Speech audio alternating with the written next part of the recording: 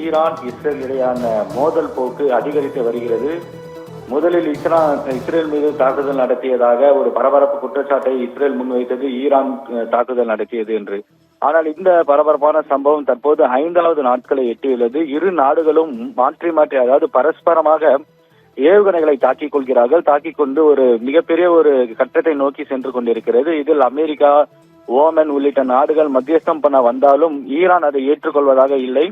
Israel மீது அடுக்கடுக்கான குற்றச்சாட்டுகளையும், அதே போன்று இஸ்ரேல் அதிபர் பெஞ்சமின் நெதன்யாகு ஈரான் மீது அடுக்கடுக்கான குற்றச்சாட்டுகளையும் முன்வைத்து இந்த ஒரு போரை தொடங்கி இருக்கிறார்கள். இது மிகப்பெரிய போராக மாற வாய்ப்புள்ளதா என்பது பின்வரும் நாட்களில் தெரியும். ஆனால் தற்போதைய நிலையில் என்னவென்றால், இரு நாடுகளும் மாற்றி மாற்றி ஏவுகணைகளை தாக்கிக் கொள்வதால் அங்குள்ள மக்கள் ஒரு மிகுந்த அச்சத்தில் இருக்கிறார்கள். இரு நாடுகளை சேர்ந்த மக்களும் அச்சத்தில் இருக்கிறார்கள். ஏற்கனவே இஸ்ரேல் ஹமாஸ் படை மீது தாக்குதல் நடத்தி வருகிறது. இதற்கு ஒரு சில தினங்களில் ஹமாஸும் பதில் தாக்குதல் நடத்தி வருகிறது. இந்த நிலையில் தான் இஸ்ரேல் 2வது நாடாக ஈரான் மீது தாக்குதலை தொடங்கியுள்ளது. இந்த தாக்குதலும் தொடர்ந்து நீடிக்கும் நிலையில் இஸ்ரேல் மக்களின் நிலையும் ஈரான் மக்களின் நிலையும் ஒரு அச்சத்தை நோக்கிதான் சென்று கொண்டிருக்கிறது. இந்த நிலையில் G7 மாநாடு இன்று கனடாவில் நடைபெற இருக்கிறது. இதற்காக அமெரிக்க அதிபர் ட்ரம்ப் அங்கு சென்றதாகவும், ஆனால் இந்த மத்திய கிழக்கு நாடுகளில் ஏற்பட்டுள்ள பதற்றம் காரணமாக உடனடியாக மீண்டும் வாஷிங்டனுக்கு சென்று விட்டதாக, அதாவது அவருடைய வெள்ளை மாளிகைக்கு சென்று விட்டதாக தகவல் கூறுகிறது.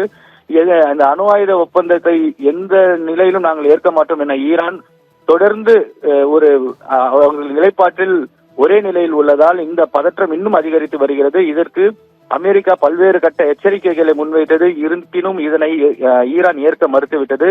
இதனால் கோபத்திற்கு உச்சத்திற்கு சென்ற அமெரிக்க அதிபர் ட்ரம்ப் தெஹ்ரானில் உள்ள மக்கள் அனைவரும், அதாவது முன்னதாக இந்தியா மற்றும் அமெரிக்கர்கள் வெளியேற வேண்டும் என கூறி வந்த மற்ற நாடுகளை சேர்ந்த மக்கள் வெளியேற வேண்டும் என கூறி வந்த நிலையில் அமெரிக்க அதிபர் ட்ரம்ப் மிகுந்த எச்சரிக்கை விடுத்திருக்கிறார். தெஹ்ரானில் உள்ள மக்கள் எந்த நேரத்திலும் தாக்கப்படலாம் என்பதால் உடனடியாக வெளியேறுங்கள் என்ற ஒரு எச்சரிக்கை விடுத்த நிலையில் பாதுகாப்புக்காக தெஹ்ரானில் உள்ள அனைத்து மக்களும், அனைத்து உலக நாடுகளில் இருக்கும் மக்களும் பாதுகாப்பு இடங்களுக்கு தற்போது செல்ல முற்பட்டு விட்டனர். இதனால் ஆங்காங்கே போக்குவரத்து நெரிசல் காணப்படுகிறது. குறிப்பாக ஒரு பகுதி, அதாவது தெஹ்ரானில் இருந்து ஒரு பகுதிக்கு செல்ல 3 மணி நேரம் எடுத்துக்கொள்ளும் நிலையில் இந்த போக்குவரத்து நெரிசல் காரணமாக 14 மணி நேரம், அதாவது ஒரு அரை நாள் முழுக்க ஒரே ஒரு 3 மணி தூரத்தை கடக்க வேண்டிய நேரத்தை 14 மணி நேரம் கடக்க வேண்டிய ஒரு சூழ்நிலைக்கு தெஹ்ரானில் உள்ள மக்கள் தள்ளப்பட்டுள்ளார்கள். அவங்க எங்கு செல்கிறார்கள்? அவர்கள் நண்பர்களை தேடியோ அல்லது உறவினர்களை தேடியோ பாதுகாப்பான இடங்களுக்கு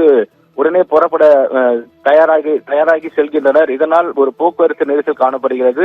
இருப்பினும் எந்த நேரத்திலும் தாக்குதல் நடத்தப்படலாம். இஸ்ரேலின் தாக்குதல் தொடர்ந்து 5வது நாளாக நீடிக்கும் நிலையில் அந்த தெஹ்ரானில் உள்ள அணு ஆயுத கிடங்கு, அணு ஆயுத அமைப்புகளுக்கு மீது சில இஸ்ரேல் குண்டுகள் தாக்கப்பட்டாலும் எந்த ஒரு பிரச்சனையும் இல்லை என தெரிகிறது. இருந்தாலும் மீண்டும் மீண்டும் ஏவுகணைகள் தாக்கப்படுவதால் மக்கள் உயிரிழப்பு என்பது அதிகமாகும். இதனால் மக்கள் தங்களது உடைமைகளையும் உயிர்களையும் பாதுகாக்க பல்வேறு பகுதிகளுக்கு செல்கின்றனர்.